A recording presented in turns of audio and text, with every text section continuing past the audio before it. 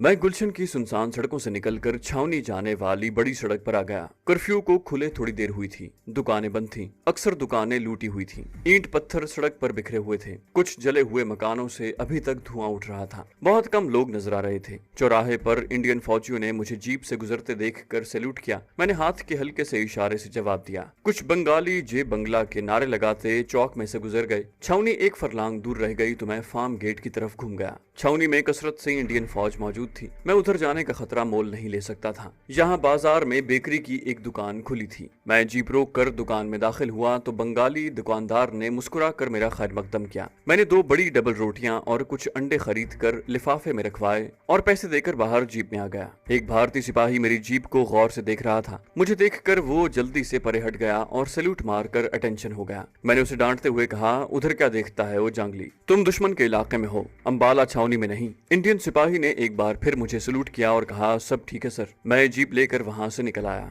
वो एक कैप्टन की जीप थी, जबकि मेरी वर्दी पर हवालदार रैंक के फीते लगे थे। किसी को भी शक हो सकता था। चुनाचे मैं ज्यादा देर कहीं भी रुकना मुनासिब नहीं समझता था। अगरचे उस वक्त ढाका में अफरा तफरी का सा आलम था और इस किस्म की हजारों इंडियन फौजी जीपें सड़कों पर घूम रही थी। फिर भी मैं अपनी तरफ से किसी किस्म की बेएहतियाती नहीं बरतना चाहता था। अब मुझे सिर्फ अपनी ही नहीं बल्कि एक बेबस लड़की की भी जान बचानी थी। फार्म गेट वाली सड़क से जीप निकाल कर मैं गुलशन कॉलोनी की तरफ जा रहा था। जो ही एक मोड़ घूमा, सामने सड़क पर लोगों का छोटा सा हुजूम था। करीब पहुंचा तो देखा कि मुक्ति बाहिनी के 4 आदमी एक गहरे सब्ज रंग की वर्दी वाले नौजवान को संगीनों की नोक पर सड़क के किनारे दरख्तों की तरफ ले जा रहे थे। बंगाली नारे लगा रहे थे, पंजाबी को मारो। मैंने बदकिस्मत नौजवान को वर्दी से पहचान लिया कि वो पाक फौज का सिपाही है। मैं उसे मुक्ति बाहिनी के हाथों मौत के घाट उतरते नहीं देख सकता था। मुक्ति बाहिनी वाले उस पाक फौज के जवान को संगीनों से छलनी करने वाले थे कि मैंने जीप रोक ली। पिस्तौल तान कर मैंने जीप से छलांग लगाई और गरज कर कहा, ओए तुम जांगली लोग, इसको शूट नहीं करेगा। ये हमारी इंडियन फौज का कैदी है, इसे हमारे हवाले कर दो। मुक्ति बाहिनी वाले खूनी आंखों से मुझे देखने लगे। मैंने एक हवाई फायर किया और एक बार फिर जोर से गरजा, ओए भाग जाओ, नहीं तो एक एक को भून डालूंगा। ये हमारा कैदी है, इसे हम शूट करेगा। मुक्ति बाहिनी वालों ने अपने सामने इंडियन फौज के हवालदार को पिस्तौल ताने देखा तो बड़बड़ाते हुए दूर हट गए। पाक फौज का जवान अभी तक जमीन पर बैठा हुआ था। मैंने उसे हुक्म दिया कि जीप में बैठ जाओ, तुम हमारा कैदी है, चलो। डबल मार्च जांगली। उस फौजी के कांधे पर रैंक का कोई निशान नहीं था। फरार होने की कोशिश करते हुए उसने रैंक के फीते नोच डाले होंगे। शिकस्त के बाद फौजी ऐसा ही करते हैं। मैंने उस पर पिस्तौल तान लिया, जल्दी उठो, चलो जीप में बैठो। वो खामोशी से मेरी जीप की अगली सीट पर जाकर बैठ गया। मैंने एक और हवाई फायर किया। लोगों का मजमा इधर उधर हो गया। मुक्ति बाहिनी वाले भी मुझे कोसते हुए वहां से चल दिए। मैंने जीप स्टार्ट की और तेजी से आगे निकल गया। मैंने पाक फौज के जवान से कहा, ये तो मुझे मालूम है कि तुम कौन हो, लेकिन तुम्हारी रेजिमेंट और रैंक क्या है? देखो, मुझसे झूठ मत बोलना। मैंने मुक्ति बाहिनी वालों से तुम्हारी जान बचाई है। अब तुम इंडियन फौज की कैद में हो। उसने मेरा शुक्रिया अदा किया और बताया कि वो 11वीं पंजाब रेजिमेंट का लेफ्टिनेंट है और उसका नाम अल्ताफ है। मैंने उसे डांट कर कहा, तुम झूठ बोलते हो, तुम लेफ्टिनेंट नहीं हो, इंटेलिजेंस का कैप्टन है हम, तुमसे पूछगिछ करेगा। वो खुशशक्ल नौजवान सर झुकाए बैठा रहा। उसके चेहरे पर शिकस्त की हजीमत थी। मेरे डांटने पर उसने आहिस्ता से कहा, हाँ मैं कैदी हूँ और अब मुझे झूठ बोलने की कोई जरूरत नहीं, लेकिन जो कुछ मैंने कहा वो सच है और मेरा ताल्लुक इंटेलिजेंस से नहीं बल्कि इंजीनियरिंग कोर से है। मैंने सख्त लहजे में पूछा, जब तुम्हारी रेजिमेंट ने हथियार डाल दिए थे तो तुम इधर मुक्ति बाहिनी वालों के हत्थे कैसे चढ़ गया? पाक फौज के जवान ने बताया कि उसकी ड्यूटी पोस्ट ऑफिस पर थी कि ढाका फॉल हो गया और गैर बंगालियों का कत्लेआम शुरू हो गया। वो पोस्ट ऑफिस की इमारत में छुपा रहा। अब मौका पाकर वहां से भागा तो मुक्ति बाहिनी वालों ने उसे पकड़ लिया। आप ना आते तो ये लोग मुझे हलाक कर चुके होते। मैंने कहा, अब हम भी तुम्हें जिंदा नहीं छोड़ेगा, तुमने हमारे हजारों जवानों को मार डाला है। वो खामोश रहा। जीप गुलशन कॉलोनी में दाखिल हो चुकी थी। मेरी कोठी का गेट उसी तरह खुला हुआ था और कोठी का लॉन वीरान पड़ा था। जीप गैराज में खड़ी करके मैंने पिस्तौल निकाल लिया और लेफ्टिनेंट अल्ताफ अकबर से कहा कि चलो अंदर, खबरदार अगर भागने की कोशिश की तो शूट कर दूंगा। मैं उसे टीवी लाउंज में ले आया। पाक फौज का जवान यही समझे बैठा था कि मैं उसे शूट करने वाला हूँ, इसलिए वीरान कोठी में लाया हूँ। मैंने उसे दीवार के साथ खड़ा कर दिया, पिस्तौल का रुख उसकी जानिब किया। उसने कहा, अगर तुमने मुझे शूट ही करना था तो मुक्ति बाहिनी वालों से क्यों बचाया? मैं मुस्कुरा दिया, पिस्तौल पेटी के साथ लगा दिया और उसके कांधे पर हाथ रख कर कहा, वो इसलिए कि मैं इंडियन सिपाही नहीं हूँ बल्कि पाकिस्तानी मुसलमान हूँ और तुम्हारा खून होते नहीं देख सकता था। वो एक लम्हे के लिए जैसे सकते में रह गया। फिर उसने मेरी वर्दी की तरफ देखा और कहा, ये वर्दी, जीप, ये सब कुछ? मैंने उसे अपने पास फर्श पर बिठा लिया और शुरू से आखिर तक सारी कहानी सुना दी। ढाका में आने से पहले पठानकोट में मैंने कमांडो की हैसियत से जो कारनामा दिखाया था, सिर्फ उनका जिक्र नहीं किया। उसे यही बताया कि मैं ढाके में कारोबार करता था और ये कोठी मेरी मिल्कियत है। मैं ऊपर छत पर गया और टंकी से शहनाज को निकाल कर नीचे ले आया। वो बेचारी खौफ से नीम जान हो रही थी। मैंने नीचे आते आते उसे लेफ्टिनेंट अल्ताफ के बारे में सब कुछ बताया और कहा कि अब हम 3 हो गए हैं, कोई ना कोई फरार का रास्ता निकाल लेंगे। मैंने शहनाज को डबल रोटी और अंडे देकर कहा कि वो नाश्ता बनाए। अल्ताफ अकबर ने कहा कि फौज के रूल्स के हिसाब से कैप्टन वर्मा की जीप का हमारे गैराज में ज्यादा देर ठहरना ठीक नहीं। कैप्टन वर्मा जब अपनी रेजिमेंट में ना पहुंचा तो उसूली तौर पर उसकी इसी इलाके में तलाशी होगी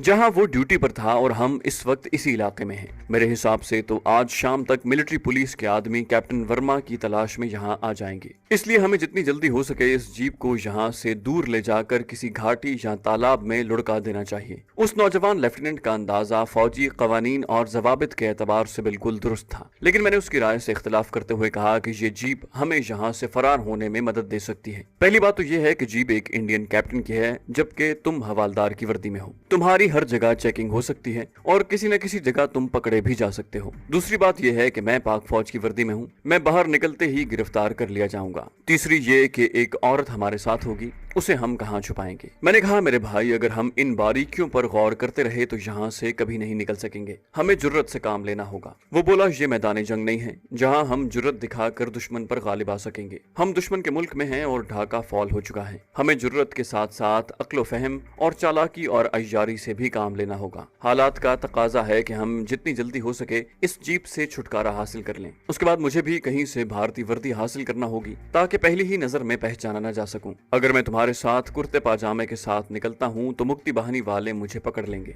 और शहनाज को कहाँ तक बचा सकोगे। मैं सोच में पड़ गया। इतने में शहनाज नाश्ता तैयार करके ले आई। हमने खामोशी से नाश्ता जहर मार किया। सदमे की वजह से शहनाज की भूख मर चुकी थी, मगर जिंदा रहने के लिए उसे मजबूर करके थोड़ा बहुत खिलाया। शहनाज पढ़ी लिखी लड़की थी। फरार के इम्कानात पर वो भी किसी वक्त अपनी राय का इजहार करती। बंगाली जबान उन दोनों में से मैं ज्यादा समझ सकता था और थोड़ी बहुत बोल भी लेता था, लेकिन अगर हम रवानी से भी बंगाली जबान बोल लेते तब भी हमारे खिलते हुए रंग और कद काठ और लहजे हमें पकड़वा सकते थे। मुक्ति बाहिनी वालों ने तो ऐसे ऐसे बिहारियों को भी कत्ल कर दिया था जिनके रंग बंगालियों जैसे थे और जो बड़ी रवानी से बंगला बोलते थे। मकामी लोग उनके लहजे से पहचान लेते कि वो बंगाली नहीं है। इसी उधेड़बुन में दोपहर हो गई। अचानक बाहर कुछ शोर सा सुनाई दिया। मैंने लेफ्टिनेंट अल्ताफ और शहनाज को किचन में जाने का इशारा किया और खुद ब्रेन गन हाथ में लेकर कमरे से निकलकर बरामदे में आया। मेरा दिल जोर से धड़क उठा। एक सिख फौजी गेट के अंदर आकर गैराज में खड़ी जीप को देख रहा था। सड़क पर कुछ बंगाली लूटा हुआ माल उठाए लाठियां और कुल्हाड़ियां लहराते शोर मचाते गुजर रहे थे। मेरे बूटों की आवाज सुनकर सिख फौजी मेरी तरफ मुतवज्जे हुआ। मैंने देखा कि उसके कांधे पर 2 फीते और एक क्राउन बना हुआ था। वो सूबेदार मेजर था और उसका रैंक मुझसे बड़ा था। मैंने जोरदार सलूट मारा। सिख फौजी के कांधे पर ब्रेन गन लटक रही थी। उसने जीप की तरफ इशारा करके कहा, ओए जवान, ये जीप यहाँ रख कर तुम अंदर क्या कर रहे थे? 1 सेकंड के अंदर अंदर मुझे उस सिख फौजी के साथ जो सलूक करना था वो मैंने सोच लिया और एक बार फिर सलूट मारकर कहा, सर अंदर बहुत माल है, विलायती शराब, 2 औरतें भी हैं। उन्हें कहाँ रखना है सर? ऑर्डर करें। क्या इन औरतों को कैद कर ले या शूट कर दें? मेरा तीर ठीक निशाने पर लगा था। विलायती शराब और औरतों के बारे में सुनकर उसकी आंखें चमक उठी और वो बोला, चलो हमें दिखाओ। मैं यही तो चाहता था। फौरन दरवाजे से हटकर खड़ा हो गया।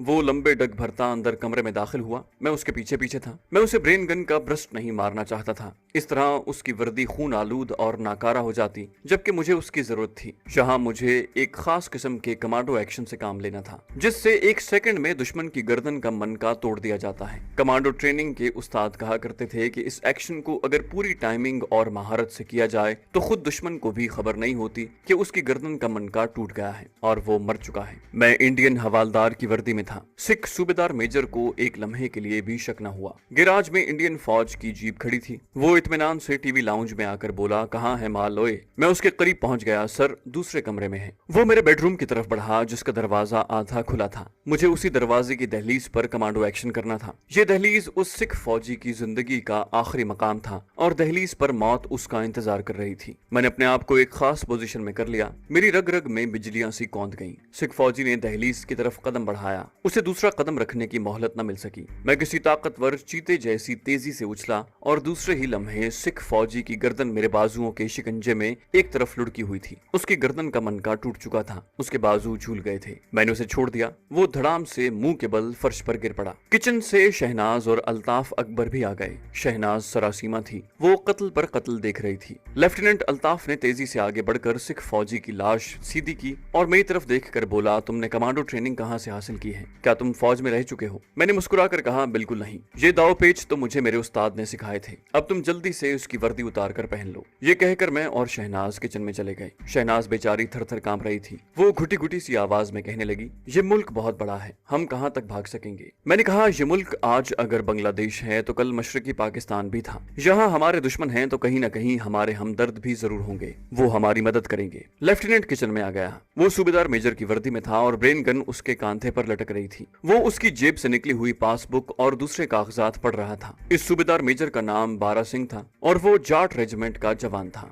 उसकी पासबुक हमें उसकी लाश के साथ ही गायब कर देनी होगी। सिख फौजी की जीप से कुछ भारतीय करेंसी निकली। एक गुरमुखी में लिखा हुआ खत भी था, जिस पर लुधियाना के किसी गांव का पता लिखा हुआ था। लुधियाना अंग्रेजी में लिखा था, बाकी सारा पता गुरमुखी में था। हमने सिख फौजी की लाश, उसका खत, उसकी पासबुक और अल्ताफ अकबर की वर्दी को भी तख्ता उठाकर बेडरूम के उस तहखाने में फेंक दिया, जहां पहले से 3 लाशें अब बू मारने लगी थीं। पासबुक को इसलिए लाश के साथ तहखाने में फेंक दिया कि उस पर सिख सूबेदार मेजर की तस्वीर लगी थी। हमारा प्रोग्राम ये बना कि शाम का अंधेरा होते ही जीप लेकर निकल पड़े और शुमाल की तरफ किसी मकाम से बॉर्डर क्रॉस करके नेपाल में दाखिल होने की कोशिश की जाए। ये प्रोग्राम बनाना बड़ा आसान था, लेकिन हमें मालूम था कि इस जानलेवा सफर पर कदम कदम पर मौत मुंह फाड़े खड़ी थी। अब सबसे बड़ा मसला शहनाज का था। उसे हम मरने के लिए नहीं छोड़ सकते थे। हम हरगिज ये गवारा नहीं कर सकते थे कि एक शरीफ पाकिस्तानी खातून को मुक्ति बाहिनी वाले अगवा करके ले जाएं। काफी सोचो विचार के बाद आखिर हमने आपस में यही तय किया कि शहनाज को मर्दाना लिबास पहनाकर सिविलियन बंगाली नौकर के भेस में साथ रख लिया जाए। मैंने उसी वक्त जीप निकाली और शहर के एक पुराने बाजार में आ गया, जहां सेकंड हैंड कपड़े वगैरह मिलते थे। बंगाली इंडियन जीप देखकर इकट्ठे हो गए और जे बंगला के नारे लगाने लगे। मैंने दुकानदार से एक कुर्ता, खुला पाजामा और रबर के पुराने 3-4 बूट खरीदे कि कोई तो शहनाज को पूरा आ जाएगा। मैंने दुकानदार को अपनी रेजिमेंट हेडक्वार्टर का झूठ मूठ एड्रेस लिख कर दे दिया कि बिल वहां भेज दे। वो भला कैसे इनकार कर सकता था। वापसी पर मैंने एक सड़क पर वो ट्रक जाते देखे जिनमें पाक फौज के जवान जंगी कैदियों की हैसियत से खामोश बैठे हुए थे और लोग उनके खिलाफ नारे लगा रहे थे। ये मंजर देखकर मेरी आंखों में आंसू आ गए, मगर मैं सिवाय आंसू बहाने के और कुछ नहीं कर सकता था। कोठी में वापस आकर हमने पहला काम ये किया कि चाकू की मदद से शहनाज के लंबे बाल काट दिए। उसका जिस्म दुबला पतला था। उसे मर्दाना लिबास पहनाया तो वो बिल्कुल सांवला बिहारी लड़का लगने लगी। एक जूता उसे पूरा आ गया। एहतियातन एक 4 खाना धोती उसके कांधों पर ओढ़ा दी। जब शाम का अंधेरा ढाका शहर के बाजारों में उतर आया तो हमने जीप में पेट्रोल चेक किया। टैंकी काफी भरी हुई थी। अगली सीटों पर मैं यानी हवालदार घनश्याम और अल्ताफ अकबर यानी सूबेदार मेजर दरबार सिंह बैठ गए। पिछली सीट पर शहनाज को बिठाया और उसे हिदायत की गई कि वो गूंगी बनी रहे और कोई बात न करे। फिर हमने खुदा का नाम लिया और जीप निकाल कर ढाका की तरफ रवाना हो गए। हमारी जीप ढाका के बाजारों से गुजर रही थी। हथियार डालने के बाद बड़े अलम अंगेज मनाजिर देखने में आ रहे थे। बंगालियों की अक्सरियत वक्ती जज्बात के तूफान में घिर चुकी थी। ये लोग हिंदुस्तानी फौजियों के खैर मकदम में नारे लगा रहे थे। हम एक भारतीय फौजी जीप में सवार थे और हमारी वर्दियां भी भारतीय फौज की थी। हमें देखकर बंगाली खुशी से नारे लगा रहे थे। हमें भी हाथ हिला हिलाकर उनके नारों का जवाब देना पड़ा, अगरचे हमारे दिल खून के आंसू रो रहे थे। मैं हवालदार घनश्याम दास और मेरा साथी अल्ताफ अकबर सूबेदार मेजर दरबार सिंह की वर्दी में और पाकिस्तानी CSP अफसर की बीवी शहनाज मर्दाना लिबास में हमारे सिविलियन बंगाली मुलाजिम के भेस में थी। मैं जीप चला रहा था। अल्ताफ अकबर मेरी साथ वाली सीट पर और शहनाज पिछली सीट पर बैठी हुई थी। कोई इंडियन फौजी जीप या ट्रक हमारे करीब से गुजरता तो हम एक दूसरे को हाथ हिलाकर सलाम करते। हम करमी टोला के इलाके से गुजरे तो हमें बंगालियों ने घेर लिया और हमें फूलों के हार पहनाए और मिठाई के 2 लिफाफे दिए। वो चीख चीख कर इंडियन फौज और बांग्लादेश जिंदाबाद के नारे लगा रहे थे। शहनाज पिछली सीट पर दुबकी बैठी हुई थी। उसका रंग जर्द हो रहा था। मैंने उसे घूर कर देखा और उसके जहन में ये डालने की कोशिश की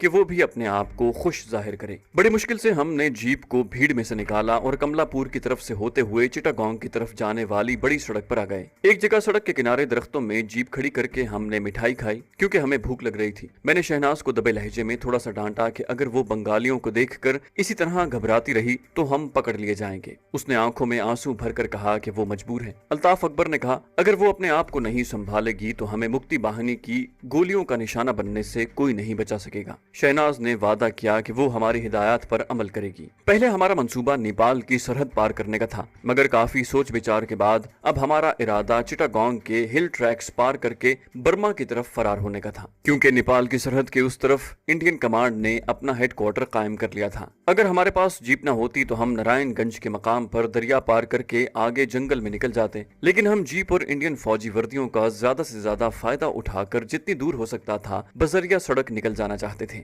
ढाका से चिटागोंग तक बहुत तवील सफर था। जीप पर यह सफर खतरनाक भी था। मैं उस सड़क पर अपनी एयर कंडीशनड कार में रंगपुर तक सफर कर चुका था। ये एक रात और एक दिन का सफर था। रास्ते में हमें पेट्रोल भी लेना था। हमारे पास पैसे भी नहीं थे। कई मसाइल पैदा हो सकते थे। जगह जगह इंडियन और बंगाली रेजिमेंटों ने चेक पोस्टें कायम कर रखी थी। तफसीली पूछगिछ और कागजात की पड़ताल के वक्त हम पकड़े भी जा सकते थे। मैं इन्हीं हालात में गुम था और जीप सड़क पर तेज रफ्तारी से भागी जा रही थी। शाम के साय होने लगे तो हमें सड़क के दरमियान एक इंडियन फौज का ट्रक खड़ा नजर आया। उसके आगे एक भारतीय फौजी खड़ा बाजू हिला हिलाकर हमें रुकने का इशारा कर रहा था। अल्ताफ अकबर ने मशवरा दिया कि जीप न रोकी जाए, मगर मैंने देख लिया था कि ट्रक में वायरलेस था जिसका एरियल बाहर निकला हुआ था। अगर हम वहां रुके बगैर भाग जाते तो ट्रक में बैठे भारतीय फौजियों को हम पर शक हो सकता था और वो हमारे बारे में सिग्नल देकर मुश्किलात पैदा कर सकते थे। चुनाचे मैंने ट्रक की एक जानिब जीप रोक ली। एक सिख सिपाही ने हमारे करीब आकर सैल्यूट किया और कहा, सर तेल खत्म हो गया है। मैंने देखा कि फौजी ट्रक की अगली सीट पर एक और सिख फौजी बैठा हुआ था। मैंने सिख सिपाही से कहा कि डिब्बा लेकर जीप की टंकी में से थोड़ा सा तेल निकाल ले। मैं इस मुसीबत से पीछा छुड़ाना चाहता था, हालांकि हमें खुद पेट्रोल की जरूरत थी। सिख सिपाही ने सैल्यूट मारा, ट्रक के पीछे से एक टीन का डिब्बा और रबड़ की नलकी निकाली और जीप की टंकी में से पेट्रोल निकालने लगा। मैं जीप में बैठा रहा। मेरी उंगली स्टेन गन के ट्रिगर पर थी। मैं किसी भी सूरत हाल के लिए बिल्कुल तैयार था। लेफ्टिनेंट अल्ताफ खामोश बैठा हुआ था। उसकी आंखों में तशवीश थी। इतने में सामने से एक इंडियन फौजी जीप तेजी से आई और हमारे पहलू में रुक गई। मेरा दिल जोर से धड़क उठा। उसमें एक इंडियन मेजर और उसके 2 बॉडीगार्ड सवार थे। इंडियन मेजर की मूछें नोकीली थी और कांधे पर क्राउन चमक रहा था। उसने करख्त आवाज में पूछा, इधर तुम लोग क्या कर रहा है? दूसरे सिख फौजी ने जल्दी से उतर कर सैल्यूट मारा और बताया कि पेट्रोल खत्म हो गया है। इंडियन मेजर ने हमारी जीप की तरफ देखा और वहीं से बोला, कौन सी रेजिमेंट हो? यहाँ मुझसे एक गलती हो गई थी। हमें चाहिए था कि ज़ाब्ते के मुताबिक एक इंडियन मेजर को सामने देखकर फौरन अपनी जीप से उतरकर उसे सैल्यूट करते। यही गलती हमें लेकर बैठ सकती थी। मैं जीप से उतरकर मेजर के करीब गया और सैल्यूट मारकर कहा, सर 15 हिसार रेजिमेंट। वो भी जीप से उतर आया और मेरे करीब आकर बोला, जवान अपनी पासबुक दिखाओ। मैं सिविलियन होता तो घबरा जाता, लेकिन मैं एक ट्रेंड कमांडो था और इस किस्म के मौकों के लिए तो कमांडोज को खास तौर पर ट्रेनिंग दी जाती है। अगरचे मेरे पास हवालदार घनश्याम दास की पासबुक मौजूद थी,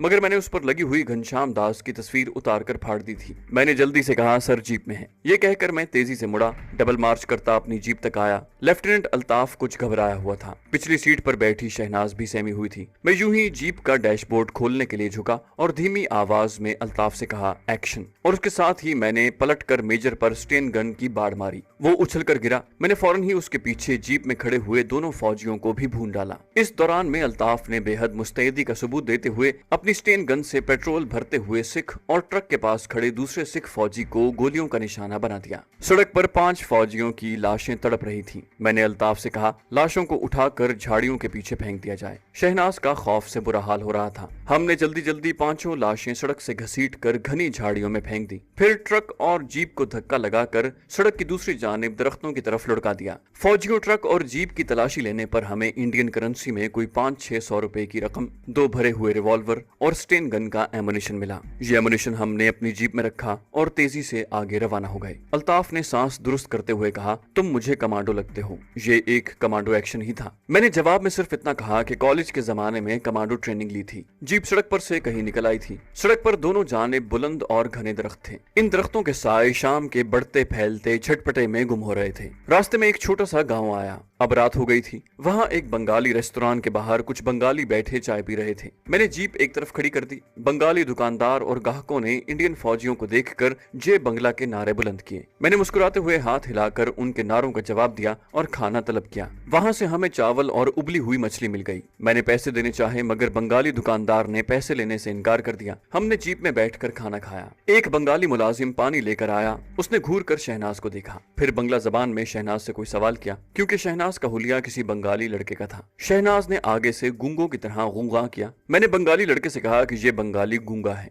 बंगाली मुलाजिम हंसने लगा और आगे से वो भी गूंगों की नकल उतारते हुए गूंगा करने लगा। खाना खाने के बाद हमने बर्तन बंगाली मुलाजिम के हवाले किए, उसे 2 रुपए बख्शीश दी और जीप स्टार्ट करके वहां से आगे निकल गए। जू जू रात गहरी होती जा रही थी, सफर दुश्वार होने लगा था।